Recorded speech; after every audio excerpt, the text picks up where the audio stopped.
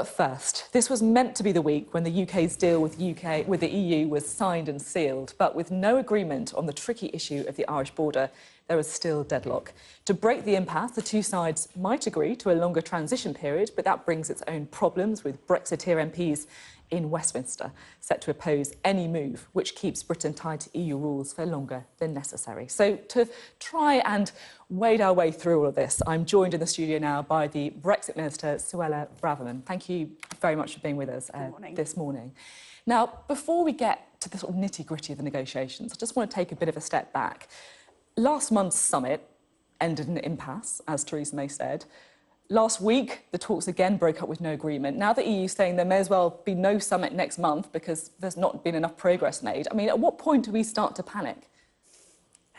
I think progress is actually going very well on our Brexit negotiations, and we've actually made huge progress on agreeing certain aspects with the EU, issues which this time last year were deemed to be intractable, things like the position of EU citizens. We've agreed an implementation period with the EU. We've resolved issues to do with governments and dispute resolutions. So why, if there's huge progress that's been made, why is this summit not on the cards next month? Well, we have actually made this progress in the draft legal treaty relating to our withdrawal. As I say, technical, legal, complex, and that should be applauded. It doesn't always get the headlines, the good news and the progress, unfortunately, but it's definitely real. And on the other hand, we've also got to remember how the EU negotiates. I don't think there's ever been a treaty or an agreement that the EU has struck which hasn't been agreed at the final hour in their timeline. So it's not time for panicking. It's time for staying calm and staying focused on the goal, which we're all on track to secure. You've previously said that no deal would be great. Do you still think that's true? No deal will be something that this country will be able to survive. It won't be a walk in the park, but it won't be a disaster either. Our country will be able to put in place whatever needs to be done. We will ensure that trade continues to flow smoothly. We will be able to get through it. It's not the ideal outcome. Let's not beat about the bush on that. But definitely we can thrive in a no-deal situation as well. OK, well, let's talk about the movement, the latest movement, shall we say, the Brexit Secretary, Dominic Raab, talking about this possible extension to the implementation period or the transition period. Is that something that you could accept? We need to keep it in context of the negotiations. So we have, as we've rightly said, a difficulty with the Irish backstop with the EU. And the EU have put forward a proposal which is completely unacceptable to the UK, which would carve off Northern Ireland, essentially. The backstop is something that we don't expect to use. It's an insurance policy in a last resort. So this is about a kind of an issue which is something we don't think will be realised. But we have to resolve it in either sense. And what the Secretary of State for exiting the EU, Dominic Raab, has put forward today, and echoing the sentiments of the Prime Minister, is that potentially, bearing in mind this is all still part of a negotiation and not an agreed position, potentially extending the implementation period by a few months, if that would resolve this backstop issue. So in other words, getting a deal. So in other words, it's saying that if the EU drops its demand for this backstop, then the transition could be extended. It's a bit of a quid pro quo. It's a negotiation, yeah, and Dominic has been clear that that's what that we would accept a potential extension by a few months, subject to either a finite time limit or a mechanism to extricate ourselves from it, if it meant breaking this impasse and avoiding the very unattractive proposal by the EU, which is an indefinite customs union and a limbo period which would cause complete uncertainty and not honour Brexit.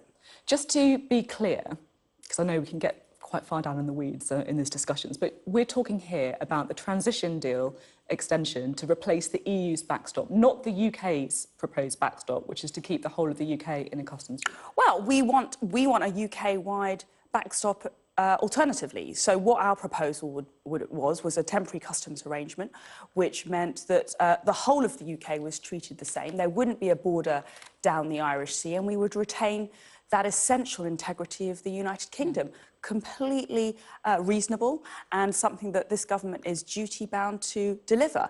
And the EU have been unable to come halfway on that proposal. So we need to try and find an alternative if we want to strike a deal. And ultimately, if this does get us to a deal, which is what we all want, then I'm willing to explore it. Would you accept any backstop if it didn't have a time limit written into it? Well, we've been clear, we're not accepting the EU's proposal. But what about the UK's proposal on a backstop? Would you be happy to accept that without a time limit? We need to have finality. We need to... I'm someone who campaigned to leave the European Union. I'm very optimistic about our country's prospects outside of the EU, and we need to leave the customs union. But does finality mean a date? Would you accept it without a date written in? Well, we need a date or a very clear mechanism or clause in this agreement which enables us to get out of it. So there might and not that be a needs date. to provide assurance to people and myself that we all need to know that there's a way out of it. We cannot sign up to something which is in perpetuity, vague, and leaves us exposed to an indefinite membership of a customs union. That would be You could accept a backstop everybody. without a date. We need to look at the details and see what comes forward, and there could be many options as to how we reassure voters and we deliver on the Brexit objectives. OK. Taking a step back, what this seems to mean is that we're not going to be leaving the EU in reality in March next year, because the backstop will be in place or there'll be this extended transition. I mean, when are we going to be able to leave the EU as you would see it as a Brexiteer, able to strike our own trade deals, able to diverge from EU rules? When's that going to happen? Well, it is a settled legal position. It is enshrined in statute that we are leaving the European Union on the 29th of March 2019. So are we going to be able to strike trade deals then? Well, we will be under the terms of the withdrawal agreement that we've signed, we have nearly agreed with the EU. We will be able to negotiate, sign and ratify trade deals with third countries, like we've just heard the US. What about budget payments? Very keen to negotiate with us. Singapore, very keen to strike an agreement with us. So we will, according to the terms of this withdrawal agreement, during the implementation period, have this freedom for the first time in 40 years to negotiate, sign and ratify trade deals, but they won't come into effect until after the implementation period. OK. Now, a few weeks ago, I interviewed your old boss, David Davis, on this show, and we can just have a look at how he described the Prime Minister's Chequers deal. This is how he described it. Just wrong. If we got Chequers, the Europe issue wouldn't go away. The toothache we've had for 30 years on this subject would still be there for another 20 years. As someone who is a committed Brexiteer, is he right? Listen, I was very honoured to work under David Davis in the department, and I have a lot of respect for him as someone who achieved a lot during his time in the post. And there are many views about Chequers. But I am here in the government. I am. So what's your view then? What do you think I of see Chequers? Chequers as a pragmatic proposal. It takes us forward in the negotiations. It honours the referendum result in that it ends free movement of people. It takes us out of the common fisheries policy. I've got a coastal constituency. I've met many of the fishermen there who have seen their livelihoods decimated by the European Union's common fisheries policy. Chequers takes us out of that. It stops the common agricultural policy. It stops us being part of the jurisdiction of the ECJ, and it stops us sending billions of pounds a year to the EU.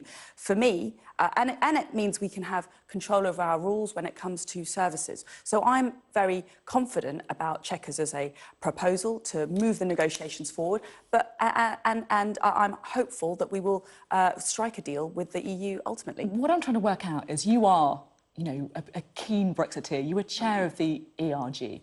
Your kind of Brexiteer colleagues, David Davis, Boris Johnson, Steve Baker, all resigned. But here you are, you're being loyal, you're defending Chequers. Are you a Brexit sleeper agent, trying to work out what the government's doing and telling your mates on the backbenches? I've been called many things, but I haven't quite been called that, Sophie. I'm here because I want to deliver Brexit. I'm enthusiastic about our nation's prospects outside of the EU. We're going to be able to strike great trade deals with other countries. We're going to be able to expand the markets for UK businesses and exporters and manufacturers. There's huge demand out there. We'll be able to set our own rules and regulations. I think this is a great prospect and opportunity for us, and I'm really enthusiastic about playing a part in helping to deliver that. Now, we've been talking a lot about policy, but we need to talk personality, because the front pages this morning are absolutely brutal reading for the Prime Minister. The Sunday Times says she's entering the killing zone. The Mail quotes somebody saying she needs to bring a noose to the meeting of backbenchers next week.